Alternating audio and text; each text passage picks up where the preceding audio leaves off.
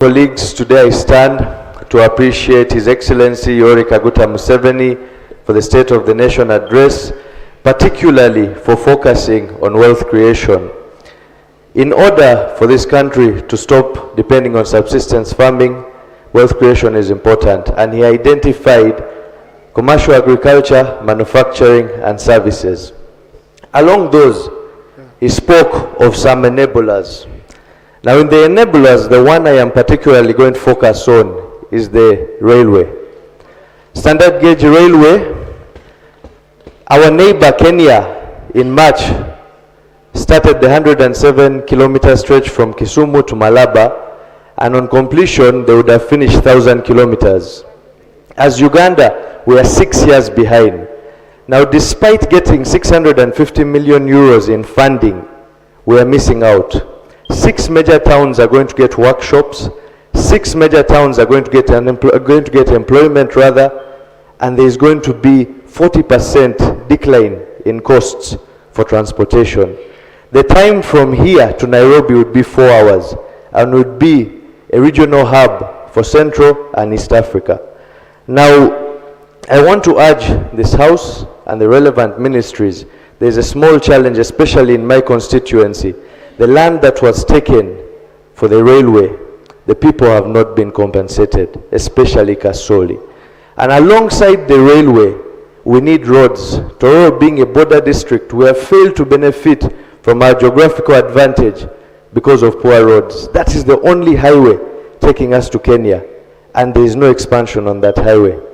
With those few remarks, I want to thank His Excellency for a wonderful speech, and we will commit to working with him in Kisanja, Hakuna Kulala. Thank you very much. Thank you.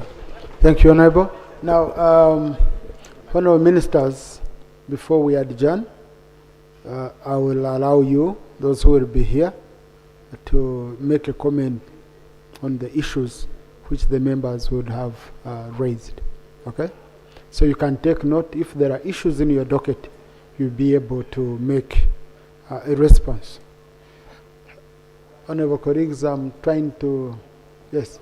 Honorable Malende, because you see, I have to balance. I have to get from NRM, I get independence, I get opposition.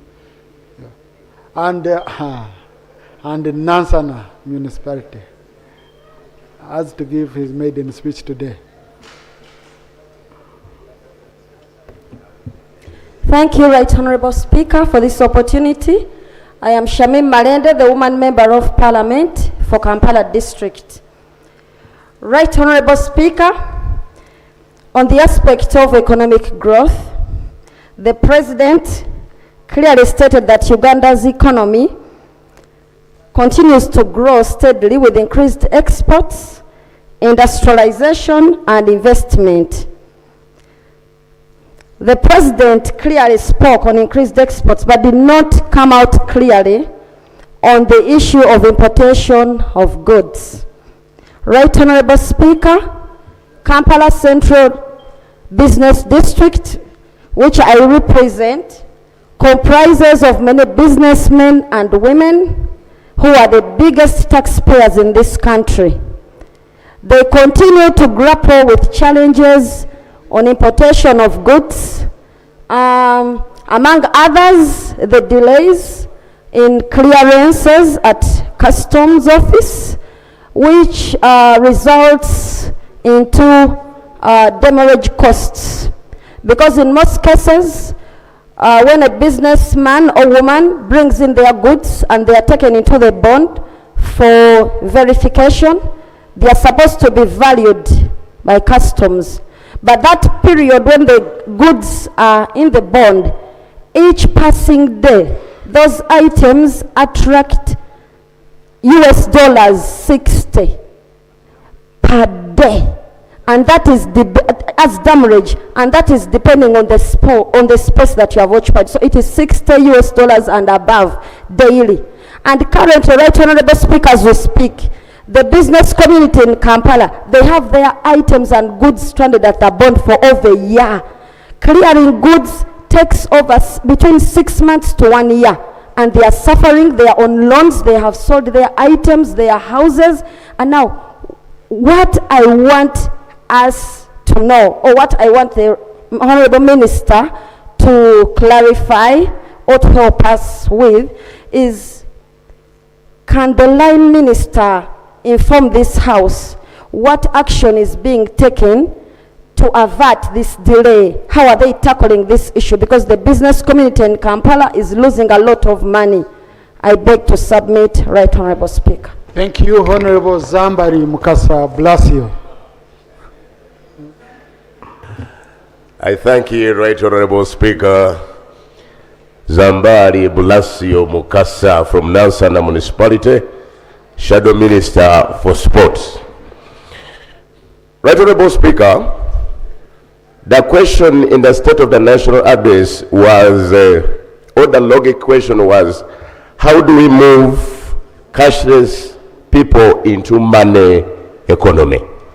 Right Honorable Speaker, sports is no longer merely a recreation activity. It is a strategic investment that creates jobs, promotes social cohesion, nurtures talent, and enhances Uganda's international profile. Honorable Speaker, as a Shadow Minister for Sports, it is equally concerning that sports received minimal attention in the State of the National Address.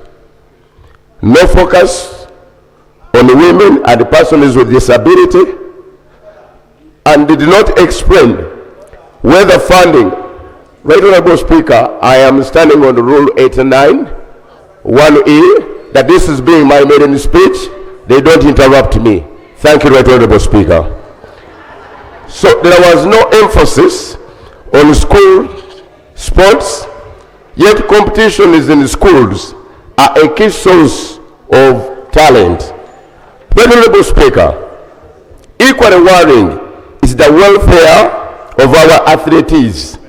The concerns of delayed facilitation, inadequate medical care, limited insurance covers, poor retirement and planning, insufficient physical social support all affect our sportsmen. As I wind up, Right Honorable Speaker, as Uganda is preparing to co-host 2027 AFCON, the success of AFCON 2027 should not be measured only by completing of stadiums. It should have infrastructure across the country, strengthen the institutions, increase youth participation in sports, and sustainable sports development programs.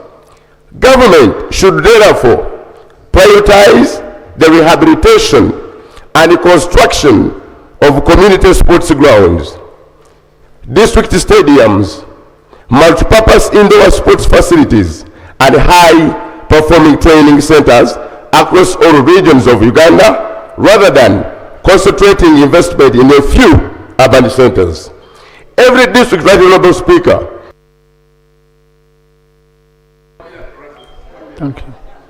Now, Honorable, you see, you used your time sorting issues with a neighbor who was not on record. So let me compensate you even if it was out of your own making. Conclude. Thank you, Right Honorable Speaker. I was saying, Right Honorable Speaker, every district should have a functional sports infrastructure capable of supporting schools, clubs, and community competition. And government should strengthen talent identification by establishing regional sports academies to show us where Uganda has been, where Uganda is, and where we're going. It also demonstrates for the last 40 years the NRM government has known the way, has gone the way, and has shown the way. The President highlights three specific issues. One, wealth creation. Another one, human capital development. And the last one, infrastructure development. Through the PDM program, which is our flagship program, it's been inclusive in including even the last man at the village level. And so I stand to support the motion that His Excellency, to appreciate His Excellency for such a wonderful State of the Nation address. In the area of infrastructure, we have a road that runs from Pakwach all the way up to Difule, which is going to the border between Uganda and Sudan. This is, the President emphasized that our infrastructure development supports wealth creation and trade. So we remind the government about tarmacking of the road from Pakwach through Madiokolo, through Moyo and Obongi up to South Sudan. Thank you. Thank you. Honorable Evelyn. Thank you. Honorable Evelyn, followed by Honorable Remejia Chia, followed by Honorable Freedom Queen Twin, then Honorable Wariswaka. Honorable colleagues, we are here, okay? Thank you, Right Honorable Speaker. Right Honorable Speaker, sir, I am called Evelyn Nsima, the woman member of Parliament for Rwanda District. This is my first term in the Parliament of Uganda, and I would like to appreciate the people of Rwanda for overwhelmingly voting me and giving me the opportunity to serve. I thank the people of Rwanda. Right Honorable Speaker, I want to associate myself with the State of the Nation address of the President, because he focused more on agriculture as an enabler, which leads Uganda to the money economy. Right Honorable Speaker, it is timely because approximately 70% of the population deals in agriculture. To be precise, 33.1% of the people of Kigezi participate in subsistence agriculture. Mr. Speaker, sir, I am a practical farmer, and I want to bring to the attention of the government that many farmers in Uganda, in communities, are unable to afford knapsack sprayers. Majority plant crops and are unable to timely spray their crops, resulting into low productivity. Right Honorable Speaker, does the government of Uganda agree with me that each village, for example, Rwanda district that has 478 villages, should have a knapsack sprayer at village level? However, Mr. Speaker, sir, I believe development does not effectively progress in isolation of enabling the health capability. Kigezi sub-region has 6 districts with a population of 1,787,231 people as per the 24 census report. Unfortunately, Kigezi sub-region has no cancer center. Mr. Speaker, sir, despite the increasing number of cancer patients, particularly in farmers and peasants in rural communities, Mr. Speaker, sir, most of these patients have to travel to Mulago and Mbara to access these benefits. Right Honorable Speaker, sir, I conducted a fact survey, and the findings based on Uganda Cancer Institute indicate that cancer in Kigezi sub-region is increasing with 1,200 new cases every single year. Thank you, Honorable. Honorable Remejiachi. Thank you, Mr. Okay, conclude. But you, Honorable colleagues, let us use 3 minutes. But conclude. 3 minutes.